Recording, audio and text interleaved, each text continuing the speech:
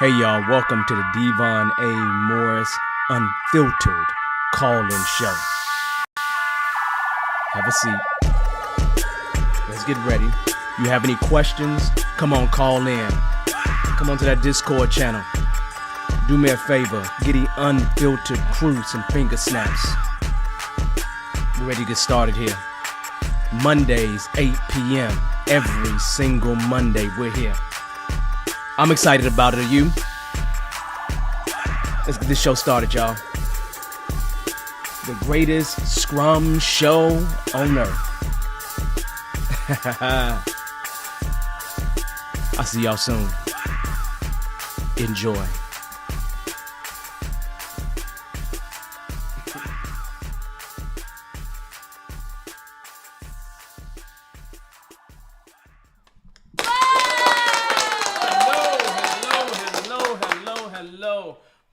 Welcome once again. This is the Devon A. Morris Unfiltered Call-In Show, where we allow you to call in, ask your questions about Scrum, Agile, entrepreneurship, whatever floats your boat. I'm willing to answer your questions, right? So let's begin this by talking about what's been going on. If you look, you see this. This is a very odd shirt for me to wear. Yesterday, May 1st, was decision day, and the youngest of my kids decided on IU. Indiana University. So, guess what? Now I'm a Hoosier dad. So, that being said, I've been hiding it for months at this point and waiting for this announcement to actually happen. So, I'll be spending a lot of time at Indiana University or in Bloomington, Indiana. But even though I graduated from Illinois, she's still Big Ten. She's still Big Ten. So I like it. I love it. And it's the right school for her. We've been there to visit a whole time, a ton of times. I don't know why I didn't put this thing in my shirt or whatever. But we visited a whole ton of times, and it's the school for her. So very happy, very proud dad. She got a full ride, H.G. Wells Scholar, all these kind of accolades. So it's been a good. So I'm a very proud Hoosier dad. This is it. So I'll be wearing these kind of colors a lot. Now we'll move away from my orange and blue a little bit, but that's okay. So that being said, we'll talk in just a moment, but let me tell you what's going on. First and foremost, I'm going to say this because I need to go ahead and blow the horn. We ended up with 500 subscribers. Thank you, right? So if you like what you see, if you like what you hear, subscribe. It helps the channel out, and it's free. On top of that, it's free. So that would be an amazing thing. So we hit 500. So I'm very, very happy about reaching 500. I never even thought we'd reach 100, to be truthful, right? So I'm a little bit humble about it, a little bit amazed about it, and so super happy. So next we'll go for 1,000, and we'll see if we have any more goals beyond that. We'll see. This week I'm actually doing a CSP class, CSP Scrum Master style. I'm going to schedule a CSP PO style in a few months, right? A few months. I got to clean some things up. And then I got weekend CSM, weekend CSPO. I do them once a quarter. So know that stuff is coming. And then I got a CSPO that's stretched across 4 days or at least half days along the way. So it's just been a lovely, just mostly interesting past few weeks. I'm getting my butt kicked in my classes. Oh, it's just killing me, man. It's just killing me. But that's okay. I'm doing what needs to be done is all that really matters. So on that note, look, if you're in the house, whether it is LinkedIn or YouTube, look, say hi. Say hi to me, right? Patrick, as usual, hello, my brother. How you doing? But take a moment, say hi to me. Acknowledge that you're in the house, acknowledge that you're in the space, and I'll give you a little shout. So then I can just at least say hi to you back. I like talking to my people. So I got one more window to open up here to make sure that I actually can see what's happening on the LinkedIn over there, because that's always a plus to do that, just in case somebody's over there too, because usually a few people show up over there. So I'm going to go ahead and jump over there real quick as we continue our little fanciful journey. It's just fanciful. I don't know what I mean by fanciful, but I'm just saying words that don't make no sense to say. Just because I'm probably just a little bit happy, right?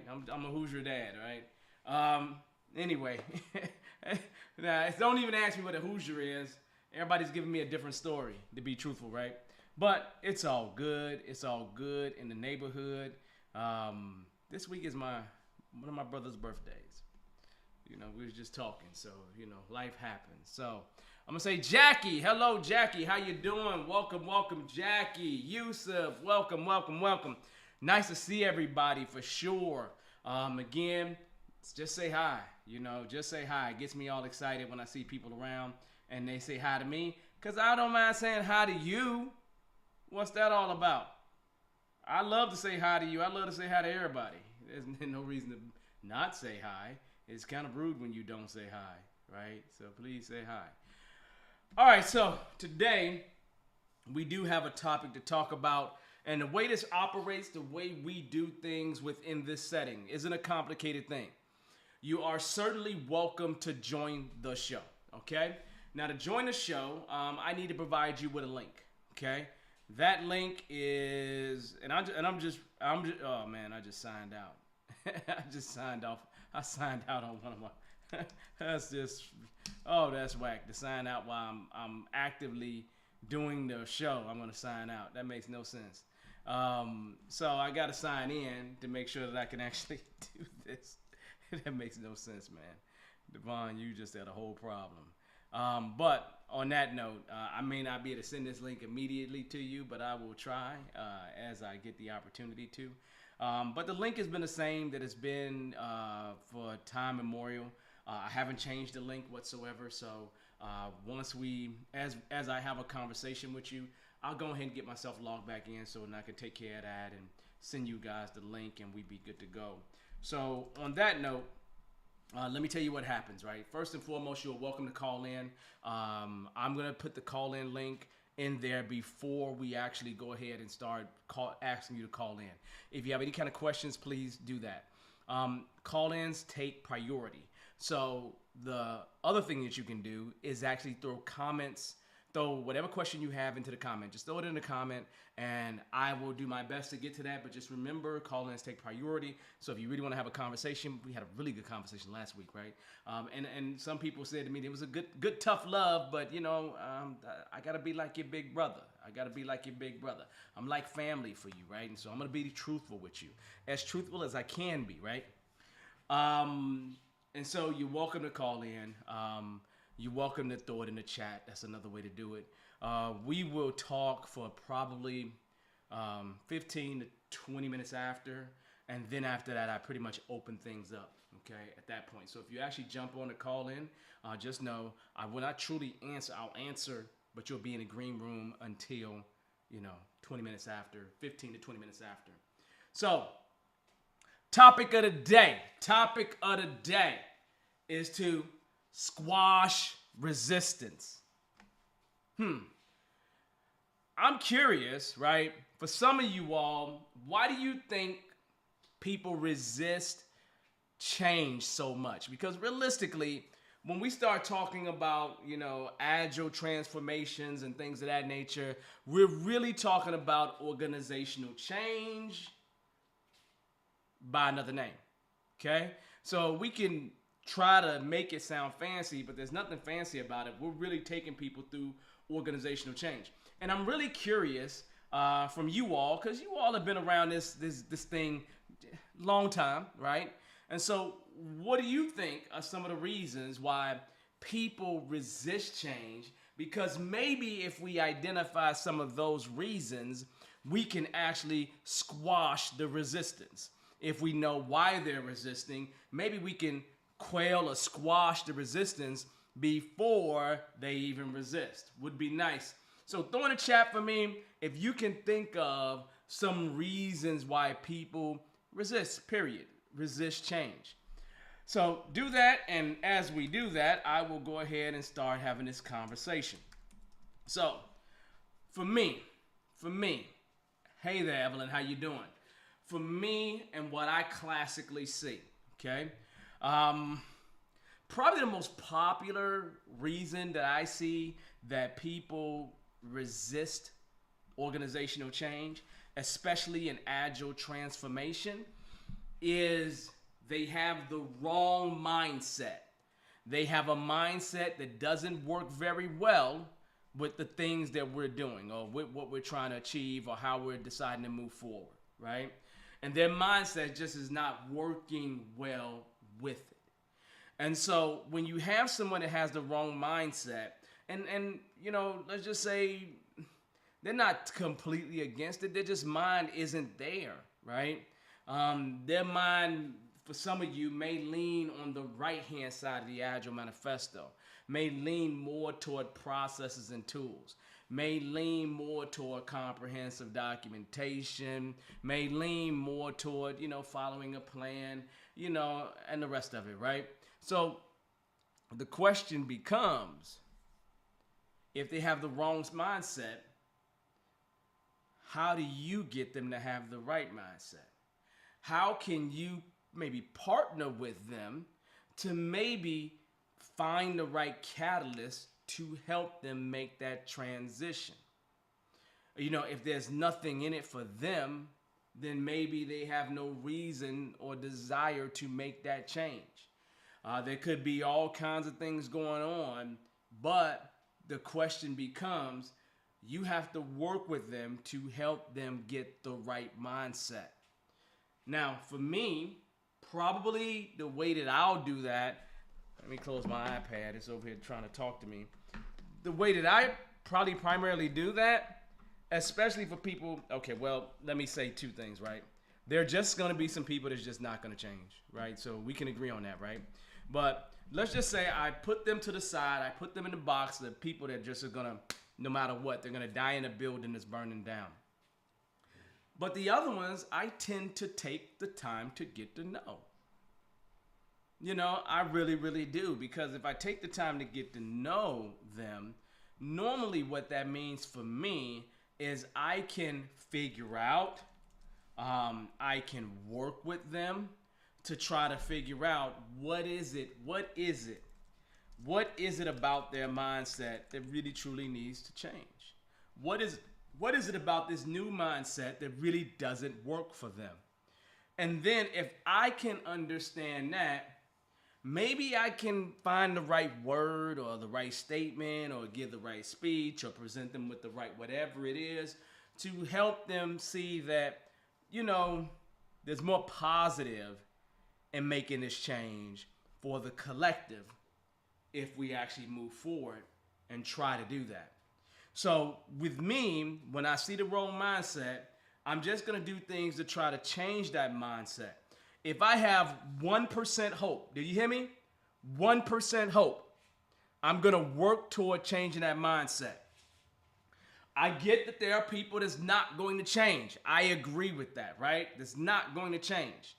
But I'm going to make sure that I go ahead and kind of move forward in some kind of way, okay? Or help them in some kind of way. I'm not going to give up on them. There are people that it's not going to happen. Agreed, okay? So I'm not going to fight them, those people.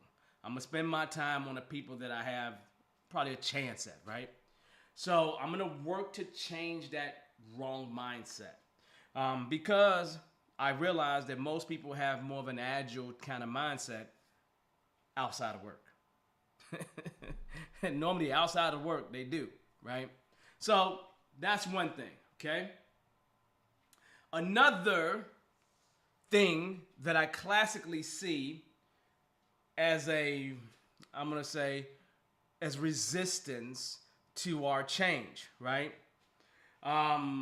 Is some people just simply don't like change for the sake of just not liking change. The only constant that exists is change. And so realistically, most people just simply don't like to change. I always think to myself, there's going to be, 25% of the people that's ready to change immediately, 25% of the people that's not going to be ready to change, and 50% of the people that's just sitting in the middle can go either way. And so when you have somebody that is not going to change, you're going to have to work with them on that too. There could be something that they fear. It could be probably the most common thing that I see why they dislike change, because always something goes wrong, or it turns into triple the amount of work that they had before. But normally that means that there's something that is crushing them to some degree. Now, they may not like change for the sake of just not liking change, and that's okay too. But do I abandon those people? I don't. Do you? I hope not. I hope not. You're there to do a job, and hopefully part of that job is to help them maybe not love change.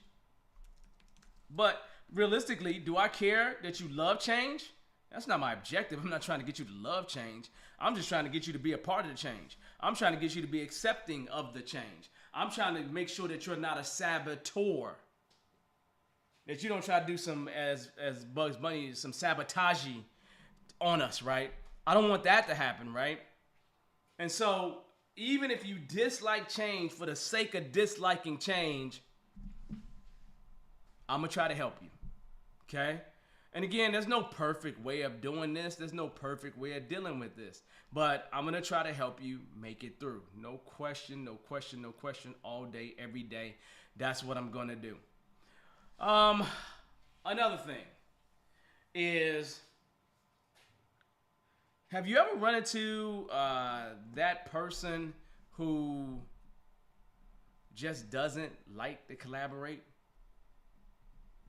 They don't want to collaborate. They want to fight every aspect of collaboration that exists. And I get that there's jobs where there's not a lot of collaboration is needed. But if there's an organization that has more than one person, likely there's some level of collaboration that exists within that organization. And so I'm going to try to get that mindset to change, or at least find ways to get them to collaborate within a small bubble, within a set of boundaries, right? And then maybe I can extend those boundaries over time. But I'm going to try to work with them to get them to change their mindset about collaboration. And then they can start to promote it and start to deal with it. It's just that, again, another one of those things. People that don't like to collaborate, normally there's some past associated with it. So I want to deal with that. I'm probably gonna have to partner with them, coach them through it, figure out what happened in the past, figure out how we can change it, all that kind of stuff, right? But the idea is I'm gonna make that effort. I'm truly gonna make that effort to actually help them with this issue that they have with collaboration. Another thing is they just don't have the knowledge. Some people, it's like, I remember me strictly saying that I wasn't going to be a developer anymore. You understand what I'm saying? I used to be a developer, and I remember I decided to be a developer. I decided to be like a mainframe, assembler, COBOL, JCL kind of guy, because I told myself that these older people were going to fall off, so I would take their place, right? But what I said to myself is I just can't keep up with the new knowledge that is required when you start thinking about trying to code and trying to keep up. I just didn't want to do it. And so for me, that lack of knowledge was really scary. So when I put myself in their shoes, I know that when you're missing information, it's scary. It's scary. So now my statement clearly to myself is, what can I do to help them gain the knowledge that allows them to have a certain level of maybe psychological safety, because they could be that they feel unsafe because now they're in a situation that is new to them. And so I'm going to try to find ways to increase the knowledge that they have, especially when it comes to Agile, Scrum, the stuff that we're actually trying to transition to or move forward with. And so always there'll be training. I'll have one-on-ones. I'll do whatever it takes to make sure that they gain the knowledge that is there for them. And then the last thing I would say is the culture. The organizational culture is really important, because I kind of look at the organizational culture as being a unique entity, right? Because you're really talking about the system of values, beliefs, and rituals that exist in a particular organization. And every organization's culture is unique. And so, due to the uniqueness of that culture, I may have to figure out how I can help. I may have to figure out how I can help them make a transition. I may have to figure out a lot of things to get them to the place where they can make that transition. So for me, it just becomes a part of the transformational journey because, again, that culture might not align with that. You know, I always look at companies that are post Y2K or versus pre Y2K, you know, 2000, right?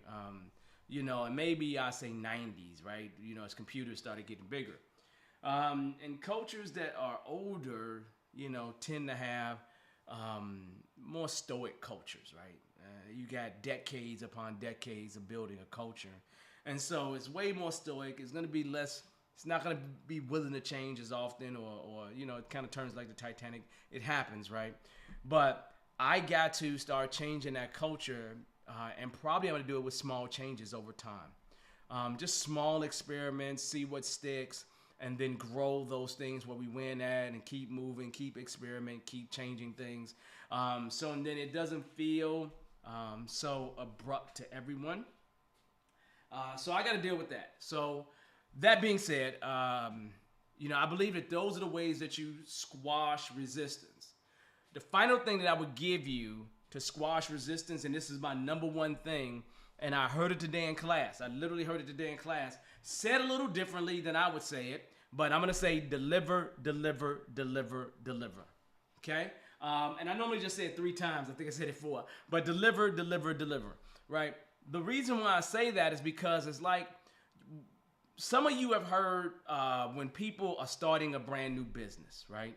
Somebody's starting a brand new business and they ask you, well, what's the number one thing that I should look out for? And you'll see people say things like location, location, location, location. They'll say it 3 times. Location, location, location, right? And when we was dealing with brick and mortar, yeah, location, location, location. You know, even on the internet, location, location, location is important. You'll see that people grab .coms versus anything else, right? Because it seems to be better real estate for selling things, right? You know, having unique names is important. If you think about Bearded Eagle, Bearded Eagle is a really unique name because there's no true animal called a Bearded Eagle. So these things actually help, and the location Bearded Eagle actually helps us tremendously. And you gotta make sure that in this world, whatever it is you're promising to do, deliver, deliver, deliver. That's what you should be doing. Deliver, deliver, deliver, deliver, right? And the more you deliver, the more people want to jump on the bandwagon, the more people want to jump and join you. And that is definitely something that you do. Something that you do, period. So, on that note, we're going to move on past this. I've gone past my time of being done by 20 after. What I want to do is I want to go ahead and start opening up the lines right now. I went ahead and dropped in chat, in the actual chat that exists on YouTube, the link for you to join the show. But you are welcome to drop any questions that you have in the chat as well. As stated, the actual call-in takes priority as usual. And what I'm looking for right now, so you all know, is I'm trying to go out on LinkedIn because we should be live on LinkedIn, but I don't see my live. You know, maybe it's just not, maybe it just don't like me this week. Doesn't matter. It's okay. We're live someplace, so this is more than good. So that being said, you are welcome to drop that information in chat.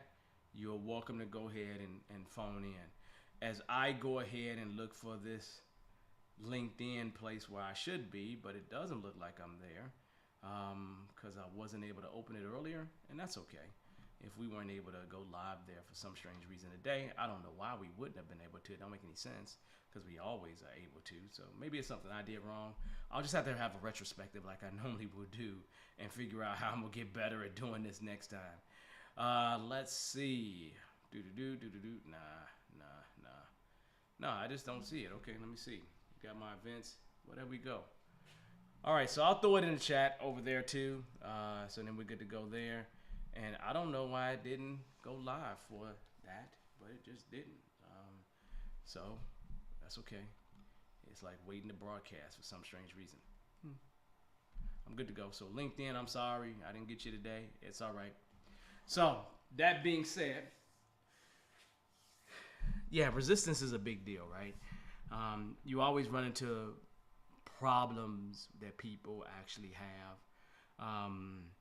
And it's always something that you have, at least I do. Sometimes I have a tough time dealing with because sometimes I don't feel like dealing with a bunch of conflicts and having to negotiate and to do all those kind of things. Sometimes it's just not in my heart to do it.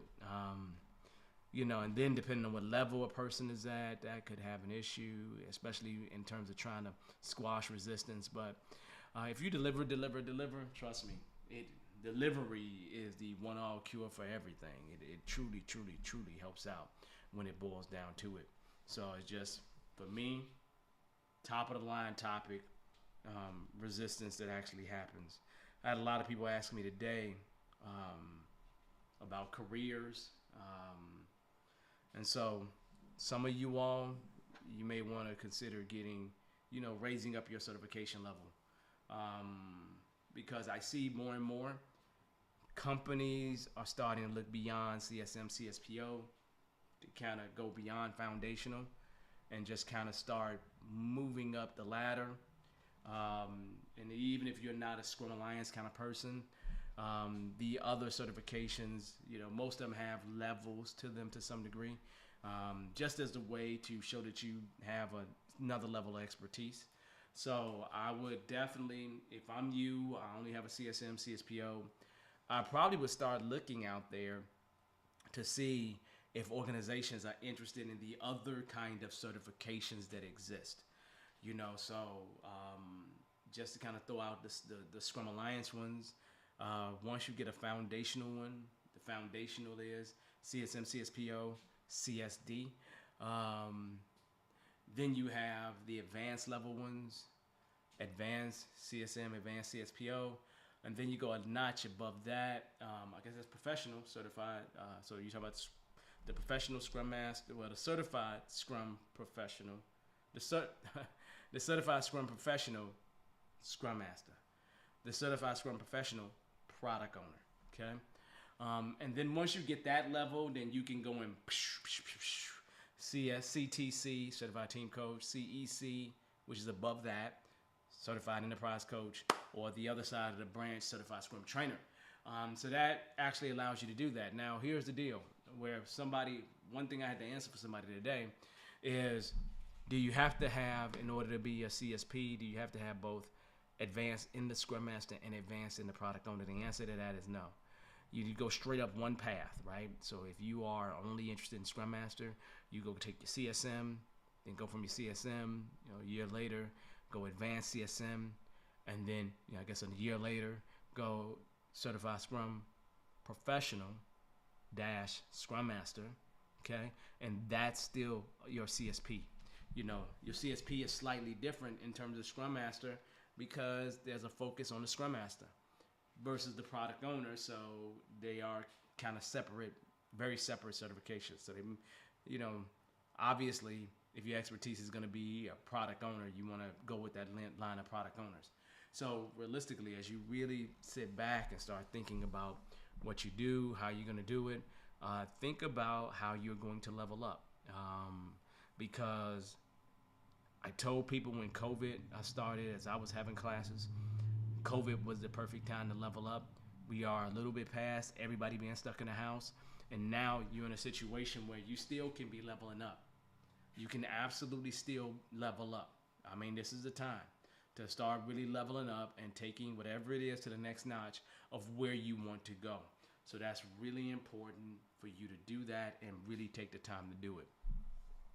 I just say that because I just know people that are curious about it. And the good thing with the Scrum Alliance is that, your highest certification you just renew that one, and then it's a cascade renewal for everything else below it. So you only have to pay for the highest level one, and then it'd be cascaded down. You only have to recertify the highest one, and then it cascades down. So nothing but pluses, nothing but good things.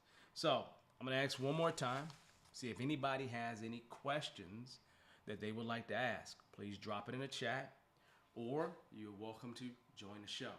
If we don't have anybody join the show or drop anything in the chat, I'm gonna assume that you all are smarter than me this week, because I have tons of questions, right? Smarter than me this week. And that's okay. You know, every time we had a show, sometimes we have questions. A few times we don't. So you all let me know, okay? This is very, very important. I actually just got back in town yesterday, man. I've been, busy with this whole Hoosier thing, right? So it's been back and forth journey for me. No kidding. So if you got kids and they going to college, be prepared. Be prepared. It's going to be a lot of work. It may not be a lot of work. You may just be like, hey, man, I'm kicking you out the house. You go to the community college right down the street. And that could be what you do to your kids. I don't know. It's not me, right? So on that note, I don't see any questions coming in, okay? And normally if I don't see any questions coming in, I kind of shut it down. Let everybody get back to doing whatever's gonna do, because we covered our topic for today, and we're gonna do the same thing. Next week, we're going to actually talk about lack of experience, lack of skills. Lack of skills and experience, I think, is the title.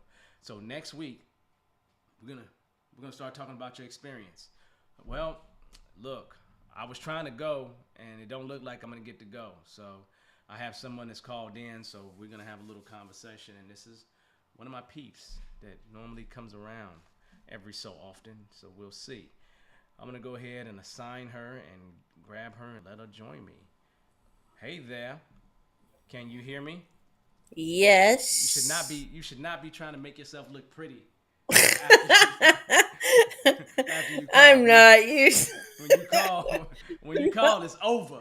You come on anytime. So don't be trying to make yourself look pretty.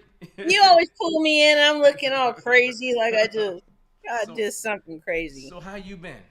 Hello, sir. I'm okay. How are you? You look good in red. You know what? Those aren't your colors. A Hoosier.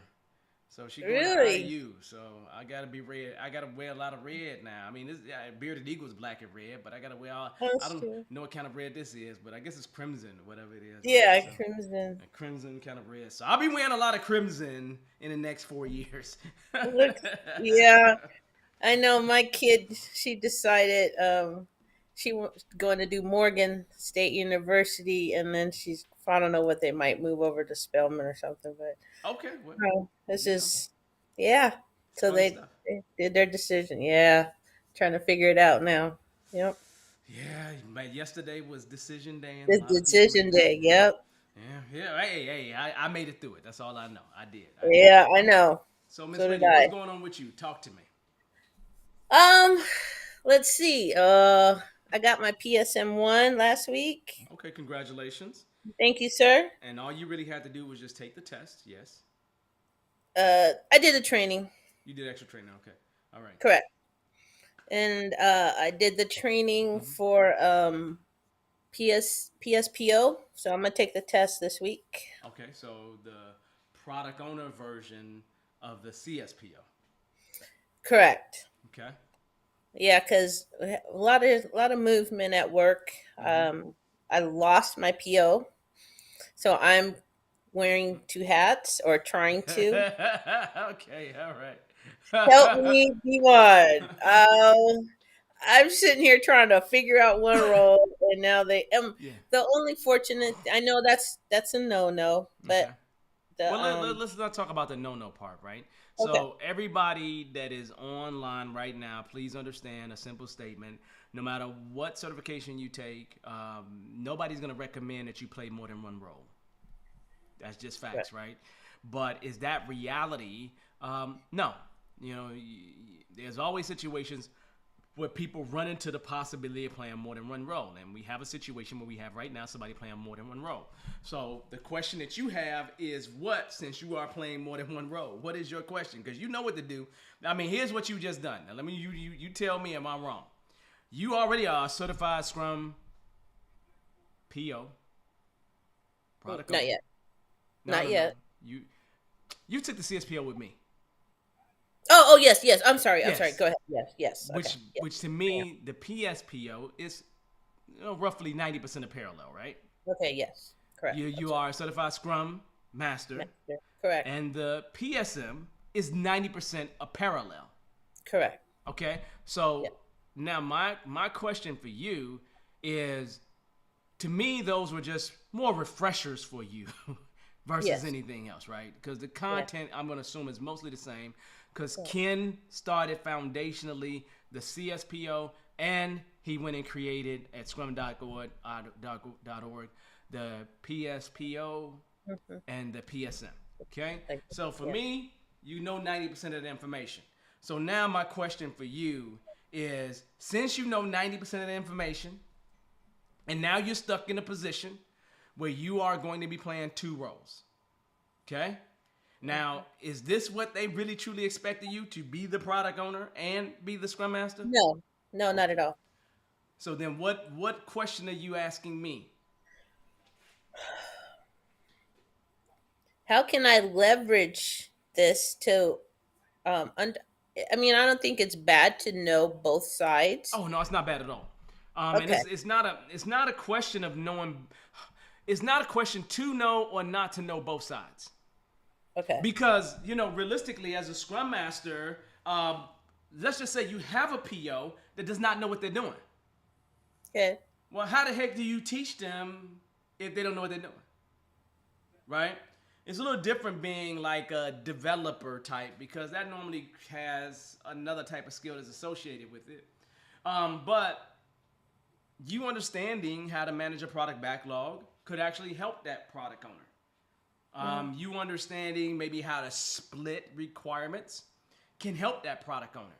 So for me, I've always been, the moment I started working closer with product owners is the moment I jumped and grabbed the certification. Okay. I didn't grab it any time before. I grabbed it right before, because I was a CSM like in 2005. I wasn't a CSPO until 2012, 2013, something like that. Right? And so I waited, because around 2012, 2013 is when I started working heavy with product owners, right?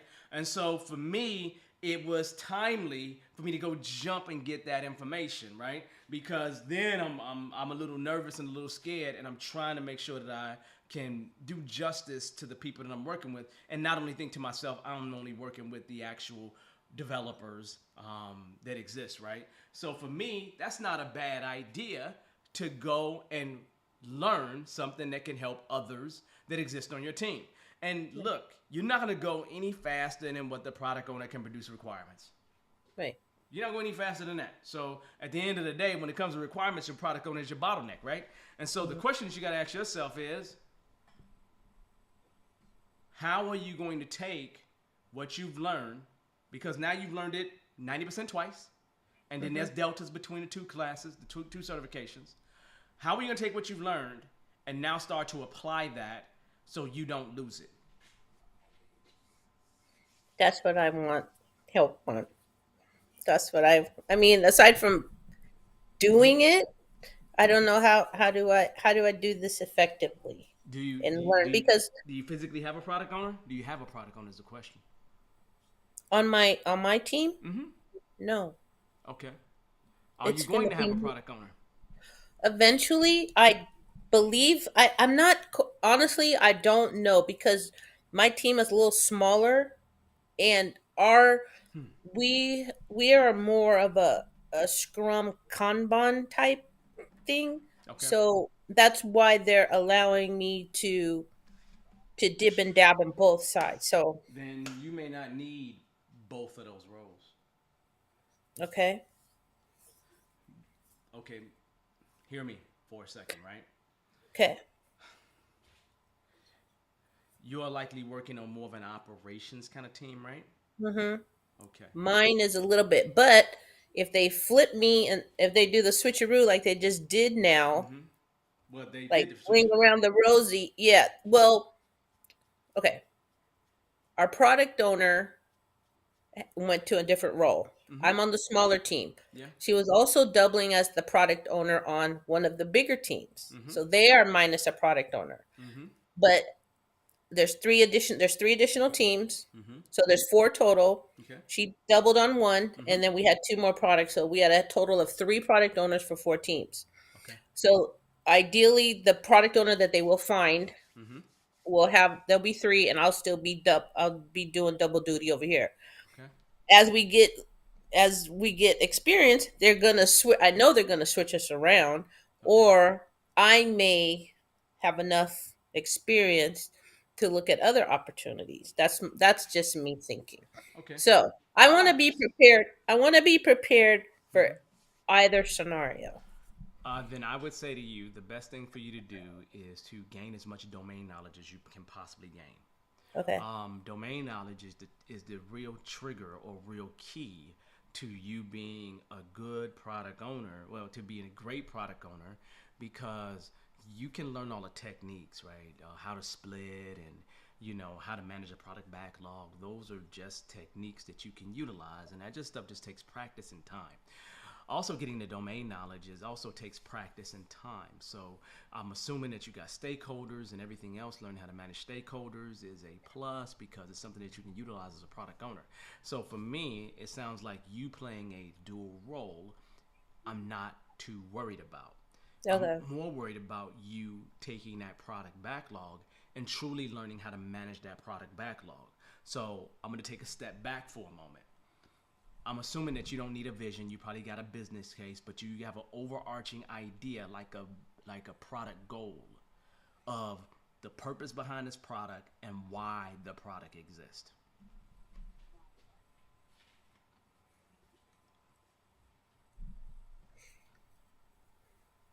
So yes or no? That not necessarily no. Because I started to this last class that I took. Mm-hmm. He really honed this person really trainer really honed in on that, Mm-hmm. and in addition to me having the dilemma of dueling, Mm-hmm. have dual roles, we are not really doing Scrum.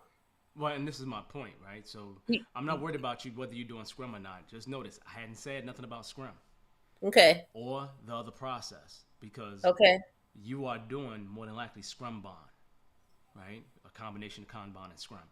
So the question I'm asking you is about, do you have an overall why for this product, service, or result that you're working yeah, on?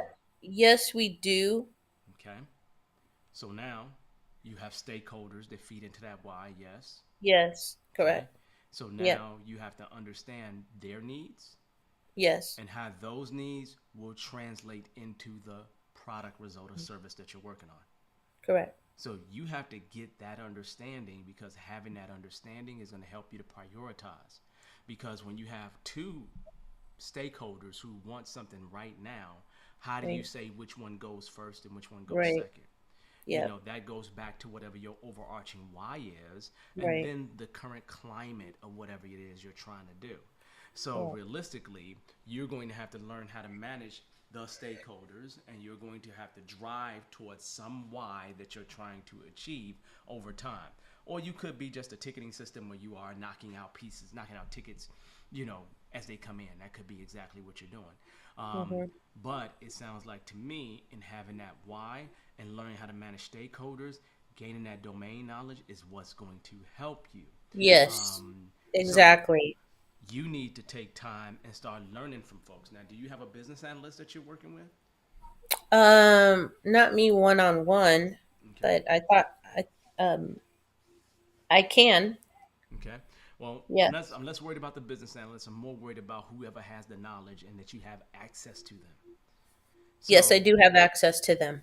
and can they help you with the transition of writing stories and making sure that everything is ready to go so then you can make sure that whatever this backlog that you're feeding into, it has enough stuff there for the team not to get slowed down.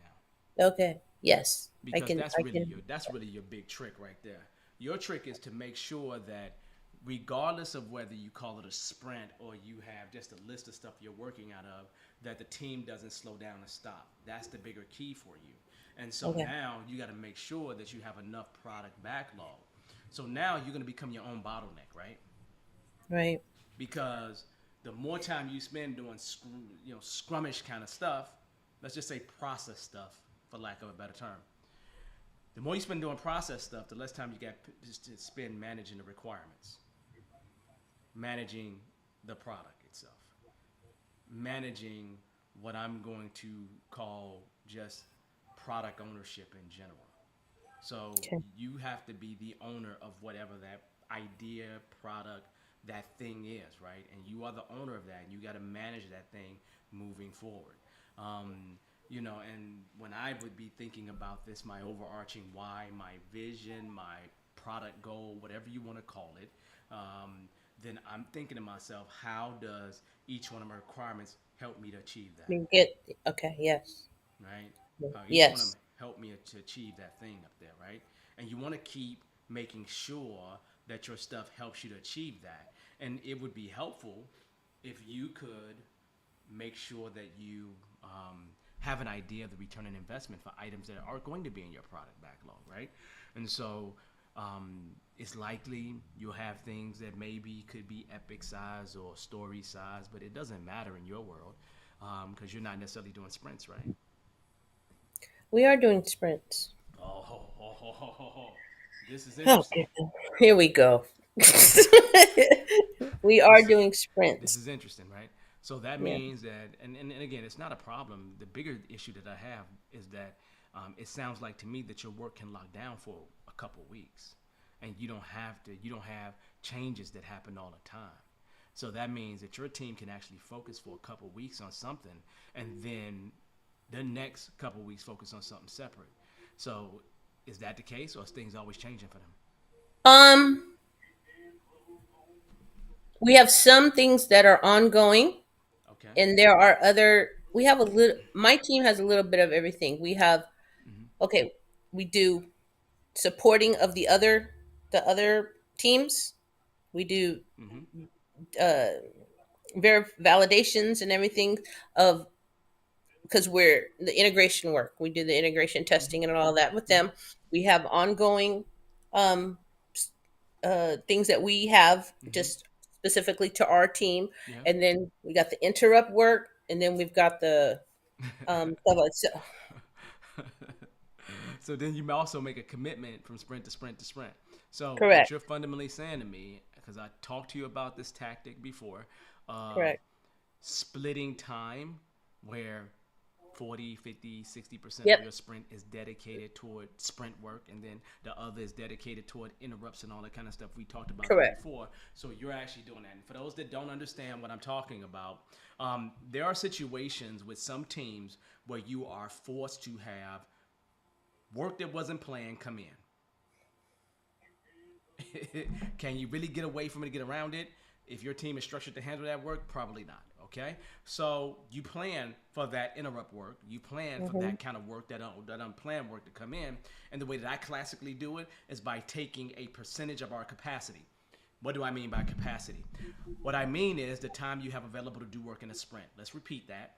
The time that you have available to do work in a sprint, probably that your team has available to do work in a sprint, right? And so, based on that time, I typically say, hey, 60% of our time is going to go toward sprint work. 40% of our time is going to go toward this unplanned stuff. Whatever you want to call that unplanned stuff, it's unplanned stuff, right? And Hmm. so those kind of splits can be very, very helpful when you have a bunch of unknowns that's happening. And so what she's done is she's already done that with her team. Now the question becomes those unplanned things I'm a little less worried about because they're unplanned. You can't plan for those. What you're really talking about is being able to deal with that other half of the stuff that is planned. Am I right? Correct. Because you got to make sure that that is ordered and it is in a way that it's okay for them to consume it. So now, realistically, if you have an idea overall where you're moving forward with, I would actually have a conversation with the past product owner because they didn't leave the company, right? No. No, Okay. they're still there. Great. I'd have conversations with the product owners, BAs, whoever I can, to talk Yeah. about where this product is supposed to be going in the next 2 to 3 months. Right? And I also did tell you we do safe, right? That doesn't matter. It doesn't matter whether you do safe. You Because still got to we prioritize. that's true. Because we go through this 10-week planning. So, Yeah, you still got to prioritize, right? And yeah, I yeah. guarantee you that in that 10-week planning, you're probably not getting everything It's done. So you no still got to plan within that, right? within So that point. Yeah. this is agnostic of Scrum, agnostic of Safe, it's agnostic of all those things because we're getting down to the brass tacks of what you need to do. And what you need to do is you got a list of items that exist. We Correct. don't always get that list of items done. So since we don't Right. always get that list of items done, you're going to have to prioritize that based on the direction that you're going in. And Right. you're going to have to make sure you write enough of these things so and then they're prepared for next go. So now, if you've already planned for that 10 weeks in the past, let's just say you plan for the 10 weeks, right? And you're on week number what in this cycle?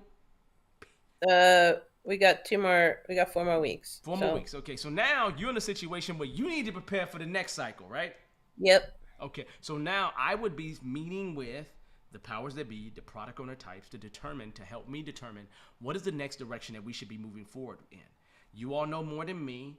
What's the next direction that we should move forward in? And then whoever is the stakeholder, boss type person that really is accountable for this thing moving forward, I would then confirm with them that this is the right direction. Okay. So you can, I'm assuming that the past PO knows exactly where to go. But Yes. I probably would start there and then I would present that to whoever owns the direction and they could say Okay. yay or nay and just kind of make their Okay. lives a little bit easier. Okay. Now, once you have that direction, now you have an idea of what you need to focus on from a requirement, story, use case, business requirements case, whatever it is you're writing, right? Now you know what to focus on. Now you can start right now because you need to start right now. Start preparing for the next planning or PI planning that you're going to do. Release Right. planning or whatever you want to call it. It's the same thing to me fundamentally. So Okay. you want to start putting yourself in a position where you are taking time every single week. Only got 4 weeks, so you're going to have to take a significant amount of time to Right. get yourself ready for that upcoming planning. That means it's gonna be way less painful for you if you do that. Right. Yes. Way less painful. Okay? So Yes. that would be my recommendation for where you are right now. Okay. Just right now. Where you are right now. Because realistically, what you have right now, what you're doing right now with the team's already been planned, right? Yes. It is. Yeah. It has been It's already Yep. been planned. So you ain't gotta worry about the next 4 weeks. 4 weeks. Correct. What you gotta worry about is the time after that 4 weeks. Right. So you need to get yourself ready for that. Okay. That's the name of the game for you is to get yourself ready for that upcoming PI planning, release planning, but your big planning event. Okay. You do that, you're gonna have a good time. Okay. You don't Yes. do that, you're gonna have a horrible time. Horrible time. Yeah. I want to have a good time. I don't like bad times. Yeah. Yeah, so it's not difficult. Just notice, Malene, what I'm doing. I'm pulling away all the jargon. Forget the jargon. Regardless of what you do, you got a time coming up where you need to plan a period of time. And Yes. what feeds into that planning of a period of time is your requirements. Right. And you are officially the product owner. And there's going to be other POs that's going to be in that PI planning, right? Yes, And so I correct. would be getting with them to say, you're going in this direction, I'm going in this direction. Let's make sure we're all going in the same We're in direction. the same direction. And I would Yeah. make sure that I am on the same page with them. They're on the same page with me. So when this time frame comes, it's golden. Okay. Yeah, it's not, we're not talking about anything super difficult. All you're really doing is you're doing your sideline of product backlog refinement, product backlog management, right? You are just preparing for the future. And we always need to take a little bit of time out right now to prepare for Right. the future. So Yes. if I'm you, today is Monday. I'm putting stuff on the schedule right now. Oh yeah. We're going through it tomorrow. Yeah. Yep. So if you think like that and then let them help guide you, but this week I'll be talking to my boss who is accountable for this, whoever that Right. is, Mm-hmm. and I would be saying to them, "Is this the right direction? Okay. Let me know. If it's not, let me know." You understand? Let me know. Let me know. Because the thing is, what are you going to do? Because if you go the wrong direction, and everybody going to be mad. You don't want everybody to be mad. You just don't want people to be mad at you. It just sucks when people, No, I don't like that either. when you Yeah. you've done all this work, right? You set up Right. here, you sweating and you got everybody together, and now you got all the wrong requirements. I'm like, Man, what? Can you imagine having all the wrong requirements? That would No. be a sucky life. No. I wouldn't want No. that. I wouldn't want to wish I that just on you. turn my computer off and leave. I'm No, out. so you just need to make sure that whatever direction that y'all are going in a collective direction, obviously. Mhm. Lock So, arms. Let's Just go. make sure that that's the right direction according to whoever leadership is that is accountable for this. And I'm expecting when you walk in and say, "Is this the right direction?" They go, "Certainly." What are you talking about? We've been doing this forever. You know better. Right. Got You you. know. But if they say something different than that, then that sucks. But you want to do that sooner versus later. So like that's a Yes. this week thing. If I could do it this week, Yep, not tomorrow. yeah. So as long as you can do that, you're good. So then, realistically, that's all you need. Yep. Yeah, that's all you need. Super easy. I just needed that confirmation from Big D. Well, you got the confirmation from me, but you didn't even need that from me. You knew what you Well, was you doing. know, What are you well, talking about? You knew what you was doing. I just, it feels better. It feels more warm and cozy now. I got that. I think got you got the right direction and you got good people around you supporting you, and that's Yeah. always a plus, right? I agree. When you don't have good people around you supporting you, then it really sucks at that point. Mhm. So I think you're good. You're solid as usual, Maylene.